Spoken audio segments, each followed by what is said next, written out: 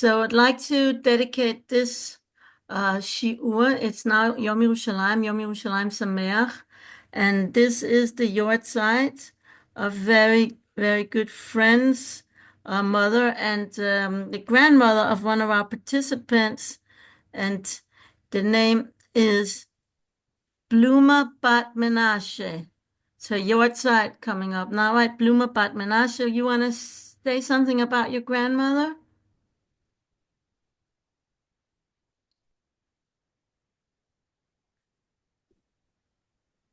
Um, I guess relevant to this class, my grandmother was someone who showed unconditional love, and she was a Holocaust survivor, and she was a mate symbol of matriarchy in the family and nourished us with very good food and created safe spaces and a home that was always warm and we miss her a lot. That's beautiful.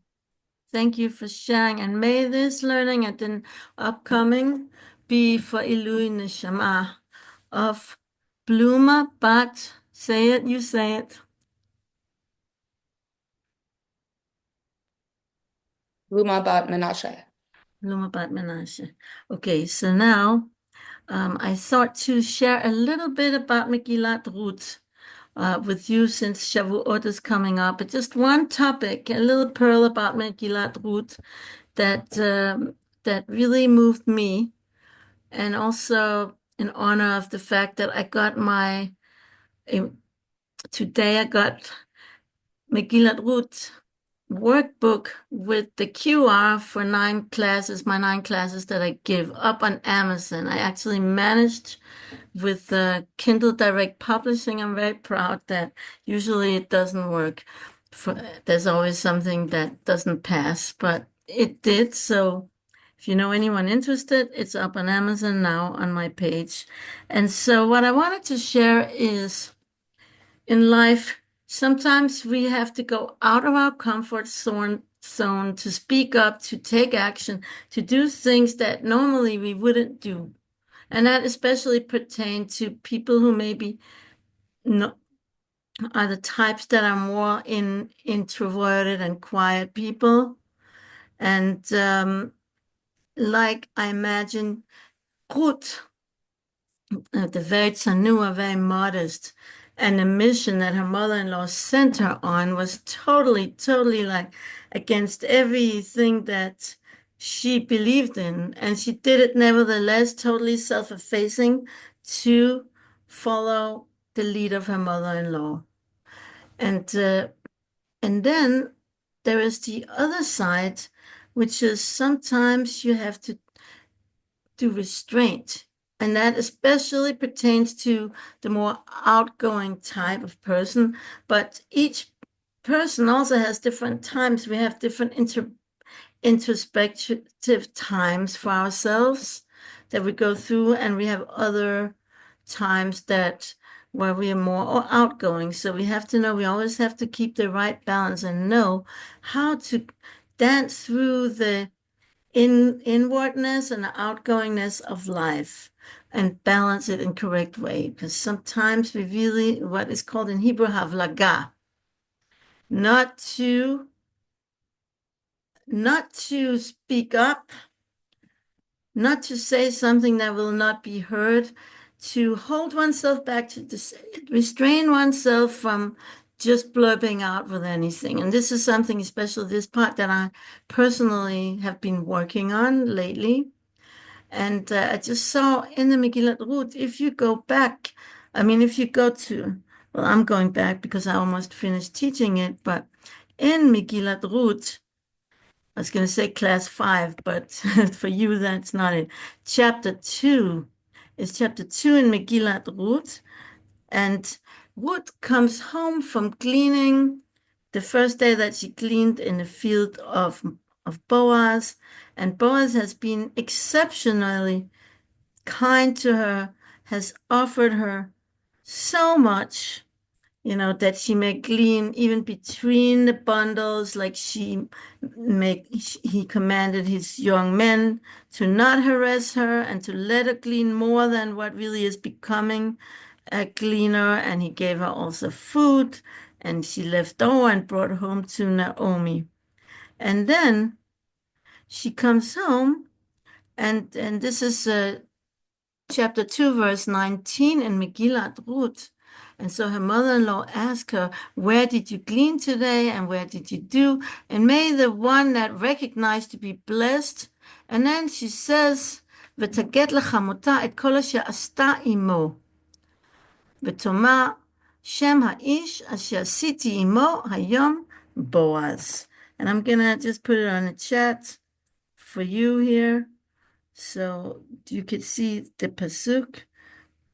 Here is the chat. Okay, here we go. So you could see. So Boaz did so much for Ruth. And what does Ruth say back? Blessed, she says, she tells her mother everything that she did with him. And she says, the name of the man that I did with today is Boaz. So what question can you have on that? What do you mean, the man that I did with? He's the one who did with her. What did she do for him?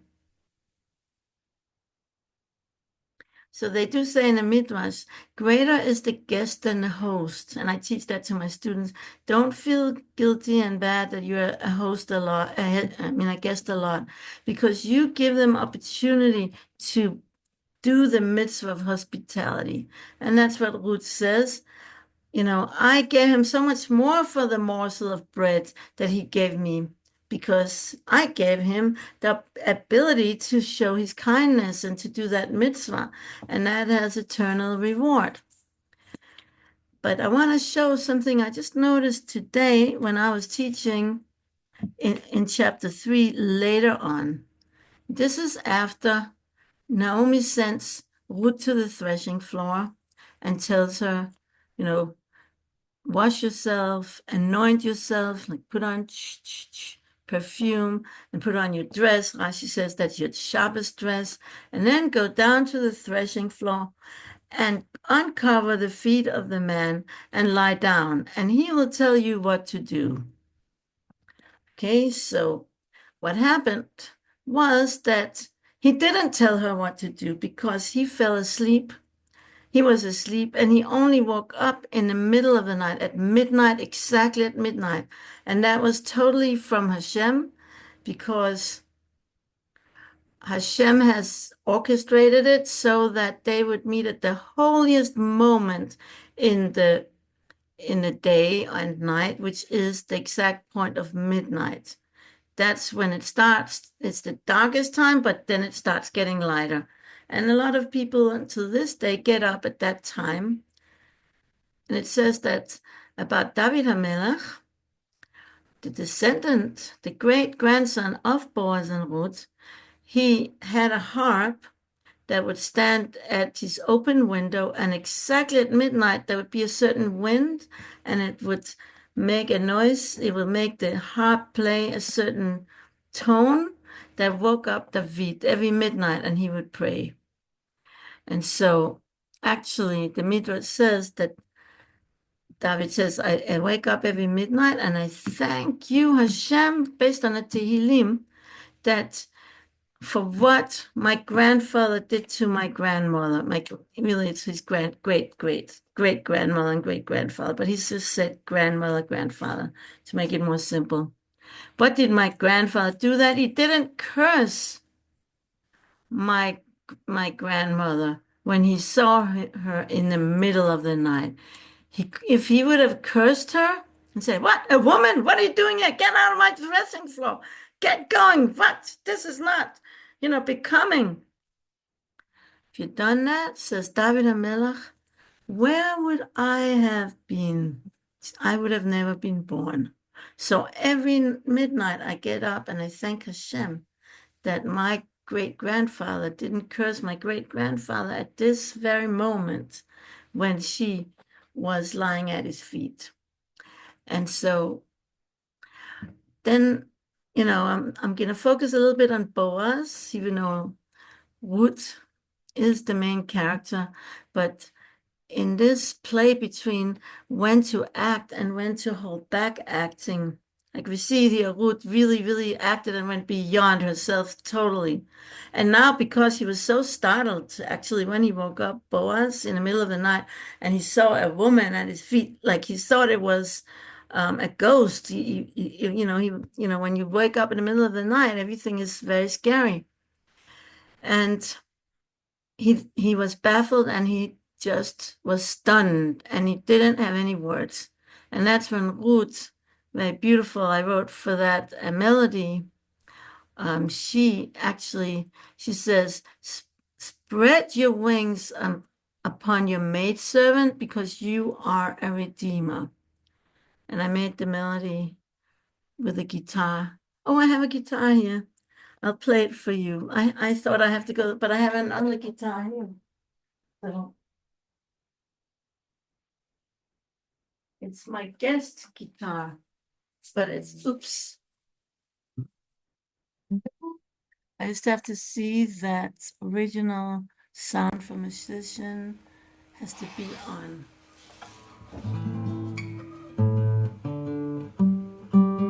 This one. Good enough. Ooh, maybe I'll just give you the words. Well, if someone could just find it on the website and to not make it too long and post it here on the chat. It is Ufaratsta. It's in chapter 3, the beginning, within the first 7 verses. Ufaratsta. Ufaratsta. את כנפיך על אמתך ופרצת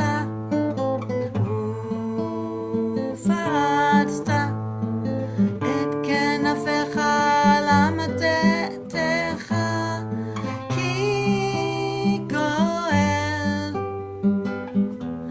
גואל אתה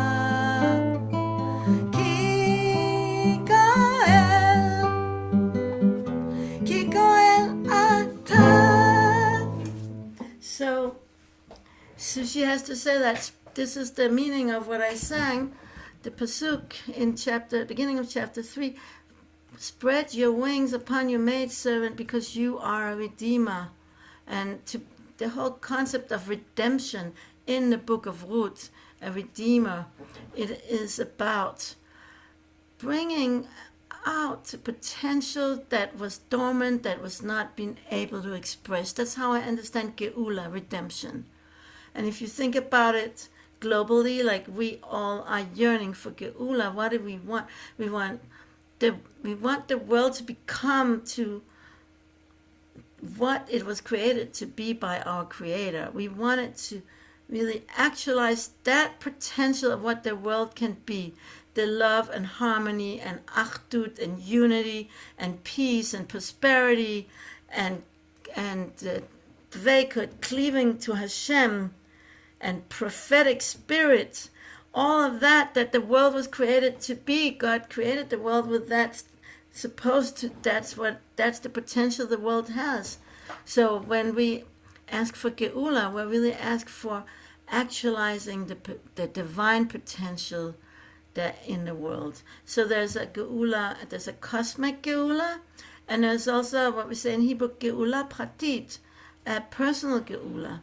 So in the book of Ruth, these two Geulot are really, they kind of merge together, because doing the personal Geula, bringing about the personal Geula for the man who died without any children, by his closest relative marrying his widow, because both of them have a piece of this man that did not actualize his potential. He did not reproduce. He did not become what he could have become.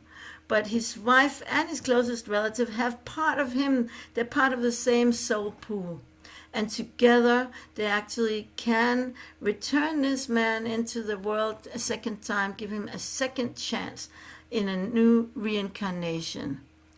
And this way he has the ability, then the first child that is born with the mitzvah of Yibum, that is actually the deceased husband. And so what I wanted to focus on now, and just to end with, is thank you. This is a different song than what you posted. It's the same first word, but it's a pasuk in Bereshit, and I'm talking about, it means to spread out, but it's used in a different way in Megillat Ruth. But thank you anyway. So it's in Megillat Ruth chapter 3. So going back to Boaz, it says that he swore. He says, Chai Hashem, it's all in chapter 3. And he swore both to his Yetzirah and to Ruth.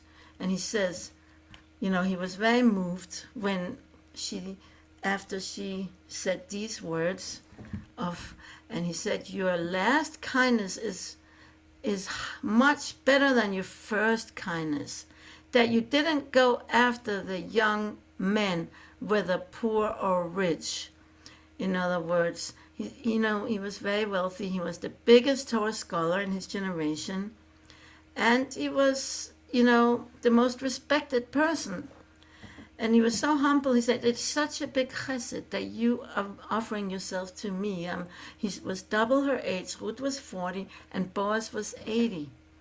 And so he was so humble. He didn't think, of course you want me because I'm rich and I'm famous and I'm I'm smart. No, it's like this is a greater chesed than your first chesed when you taking care of your mother-in-law, that you're willing to do this, to marry me, an older man with one leg in the grave, for the sake of your deceased husband.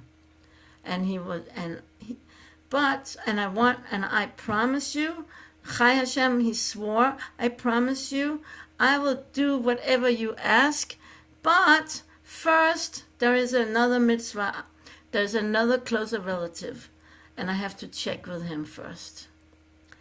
But if he wants to redeem you, good. And if not, then I will redeem you. Chai Hashem, I swear you. Because, she put herself out so much, she could feel rejected. He's just leaving to go to the gate to look for the closer redeemer. But another version of what it means when he swore is that he swore to his Yetzirah. And he says that his Yetzirah, which said, oh, she's single, you're single. She's pure because she just went to the mikvah.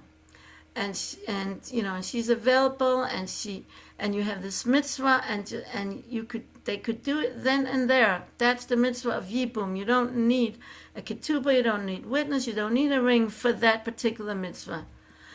And he was going to do that. But then he would not have rectified Yehuda, his ancestor, who went with someone who he thought was a prostitute. And everything has to be rectified here. To do this altruistic act of Yibum, to marry, not for love, but to marry in order to bring out, to give another chance to a person that did not fulfill his potential in this world. This is the most altruistic mitzvah that a person can do. Who today would marry not for love? Okay, but I'm not going to go there now. But all I do say about this, if there is such a concept of marrying because it's the right thing to do, not because of love, then at least there is such a possibility. I'm not going to say, in each and everyone's marriage, and I know how many difficult marriages people go through, but there is such a possibility to learn to love the person that you're already married to because it's the right thing. If you can marry someone, not for love, but because it's the right thing, then you can also love the one that you're married to. It's not saying it's easy, but it's a possibility. There are exceptions. So what I found really interesting is that when she comes home, end of chapter 3, then Naomi asks, so, mi at biti, who are you, my daughter? And Ruth answers, not the man that I have done with. She's the one who did everything. She took action. She took initiative. She says, the man has done with me, and she told Naomi everything that the man had done with me. And she even repeated twice that Boaz had done something with her. And so I thought that's really interesting, that doing, what does it mean to be doing? Sometimes not doing is more than doing. When he didn't do, when she did for him, she said, he did for me. But when he didn't do, when she did and initiated, she said, he did for me. And so, and this reminded me what I was discussing with my sister in Denmark. And she said she lost her job and she lost her renter. And I immediately said, so what are you going to do? And she says, stop, don't say that. Yeah, it's very annoying that you're saying that. And I was like, I'm just trying to show interest, in what you're telling me. No, you're saying exactly what Mother said. And it's not what I'm going to do. It's how I'm going to not do and just be in this situation and experience that feeling. And yes, my ego wants to rush to do something right away. What, I have to post an advertisement, I find a new job, I find a new rental, blah, blah, blah. But right now I know I'm holding myself back, and I'm not doing that. I'm just going to experience how it feels to be without a renter and without that particular job, and just hold the space for what the divine order will bring me, instead of rushing to do something else, and to just be with what is. And I think this lesson, this is what we've been learning in Megillat Ruth, what I've been just showing you, that it's a greater action to withhold action, and to just, not just jump at blurting out everything you want to say. Also Naomi, she could have blurted out, what happened? Tell me all the details. All she said, mi at biti, 3 words. Who are you, my daughter? 3 words. She held herself back to not be that prying mother-in-law that needs to know everything. So I want to bless all of us that we will be able to take upon ourselves. This Shavuot is called also Kabbalat HaTorah. It's the time of receiving the Torah, and a Kabbalah, it also means the time that we take upon ourselves something. And I learned in Netivot Shalom that Shavuot is the day of judgment of our Torah learning. The quantity and the quality of the Torah we will be learning the whole year is determined on Shavuot. And I believe, and the Torah for women can be much more broad, and could be about relationship. It's not just limited to the books. And I want to bless all of us that we will be able to dance through life knowing when to act and when to let things happen to us. Let go, let God, and just hold the space and be a vessel for new things to come through into our lives. And have that right balance, which we learned from both Ruth, Naomi, and Boaz. So that I'm wishing everybody a really, really happy Shavuot Sameach, and a Kabbalat HaTorah, really a reception of Torah, b'simcha u'b'yirah u'v'ahava, with happiness, with awe, and with love. And so, okay.